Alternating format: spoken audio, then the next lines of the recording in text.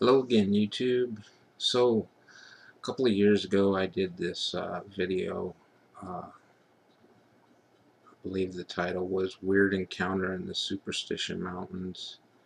And I decided I'd do a redo of that video.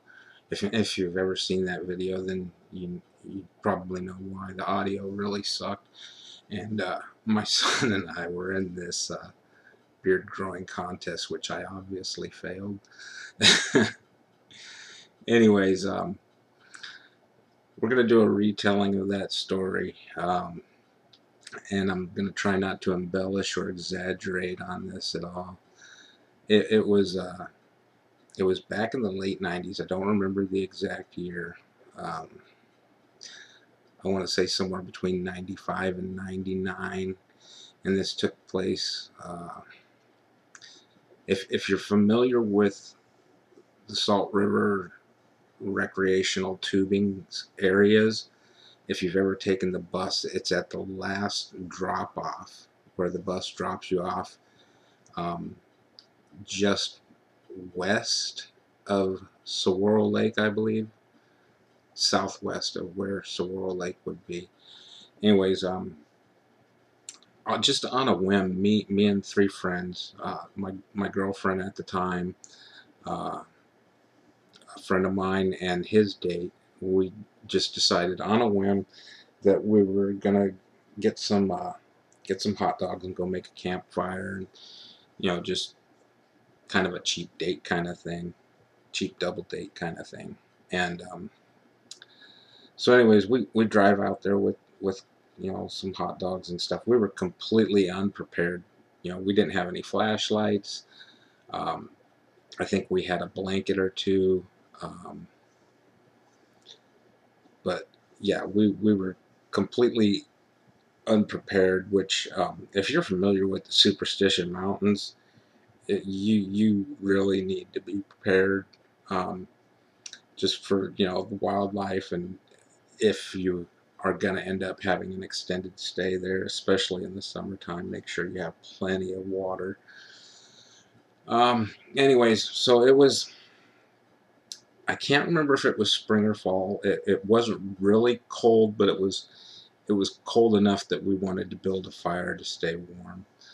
Um, we get out there and we get the fire built, and everything's fine. And I'd say within about 5 minutes of us starting to roast up the hot dogs, we start to hear this. Well, I heard what sounded like a rock or a stick being thrown in our direction.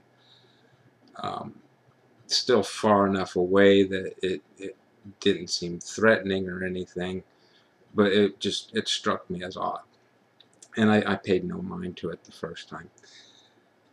The second time I heard it, it kind of got me going, okay, that doesn't seem right, because now it's happened twice. The third time it happened, I was asking the other people that I was with if they had heard it too, and the other guy that was with us, he said, "Yeah, well, what was that?" And I said, "I don't know. It sounds like something was being thrown." And when we got to the site, the parking lot was completely empty. There was no cars around, and this was a dark, moonless night. It was really dark. We probably couldn't see 20 feet in front of us. Even with the campfire going, it, it was just like this darkness impermeated the entire area. So we could not see very well at all. And the only sounds we could hear was from the water running through the Salt River, of course, because we were kind of close to where the water was flowing, so we could hear that. But as far as it had the sounds we heard had to be louder than the running water. So you can imagine if something was thrown, you know, the first time it was kind of like, well, that sounded like something, dropping. The first time I was like, could have been a pine cone, or who knows what. But that area, there's really no pines or anything like that there. Um, Then we started to hear like wood on wood knocking, uh, and this didn't go on for very long. It was just a couple, couple of them, and once again, me and the other guy we were like, "Did you hear that?" "Yeah, I heard that too." It was just kind of weird. Um, but the sense that we had, it was we had this sense that there was there was something out there, but we couldn't see it. And at that point, we weren't, really alarmed. It was just kind of an oddity to us. Um, then we started to hear like grunting. If you've ever heard somebody who has been deaf their entire life try to speak words that they've never heard, it was kind of like that. Really, really deep, a lot of bass to it, and it wasn't like it was trying to say a words, but it was just unintelligible garbling. I can't even describe it. The best way I can describe it is, somebody who has never heard words trying to speak words, if that makes any sense at all. But anyways, it. The whole time I'm going through my head, what could it be? Now I know there's wild horses out in that area, but horses don't throw things, and they don't try and they don't grunt and stuff. I mean, they kind of neigh or whatever, but you know, it didn't seem to be a wild horse at all. Now, some people in the other video said it could have been a javelina. It very well could have been a javelina that we were hearing, but once again, javelinas don't throw stuff, and it was apparent that something was thrown in our general direction. Um, and we kept getting the sense that it was getting closer and closer to us, and it did not. It seemed to be curious about us, maybe even hungry, and that's why it was approaching us. Um, but it did get to the point where we felt threatened, and um, once we felt that it was probably within 15-20 feet of us, we decided that we were just going to get the heck out of there. And we got up and left. We left everything, our food, our blankets, everything. We just decided, okay, self-preservation is more important than a blanket and a campfire and some hot dogs. Screw this, we're getting out of here. And we didn't run to the vehicle or anything. We just, all said, it's time to go. And we got up and we just calmly walked out of the area.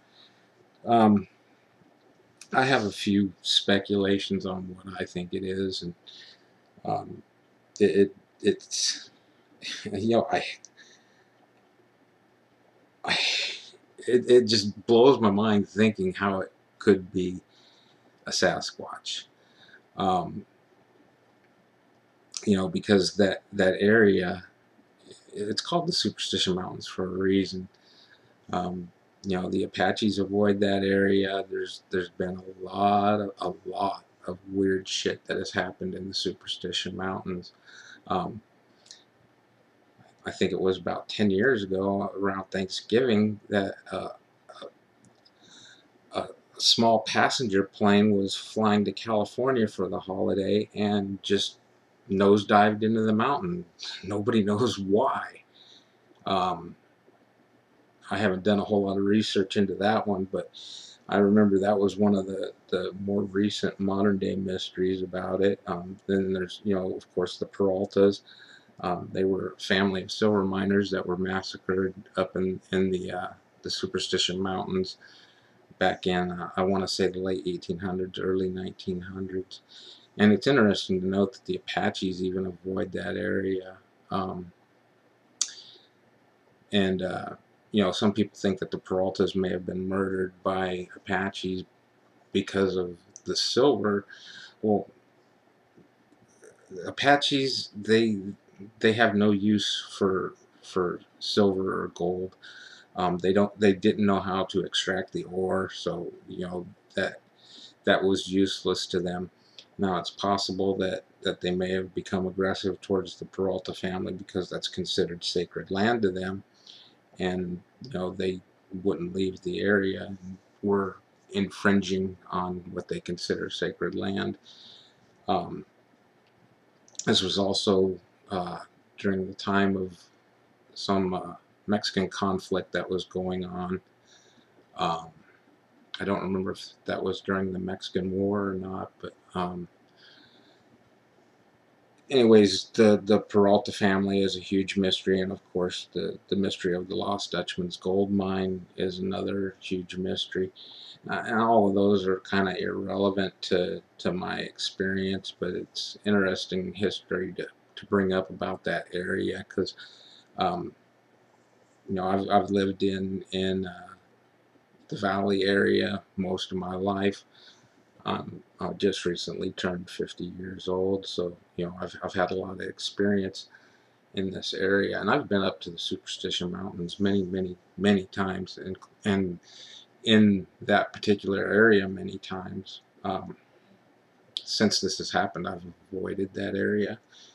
Um, while I've avoided any prolonged stays in that area, um, I've had to pass through, but usually that's just, you know, a drive and I don't stop there. I do make a note, you know, whenever I'm traveling through there, like, hey, that's the spot right there where this weird shit happened, and I usually go on to tell whoever I'm with, you know, exactly what happened.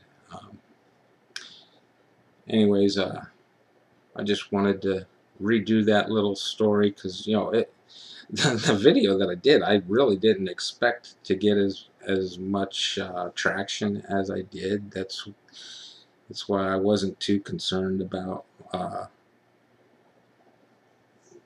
my shitty beard that I had at the time.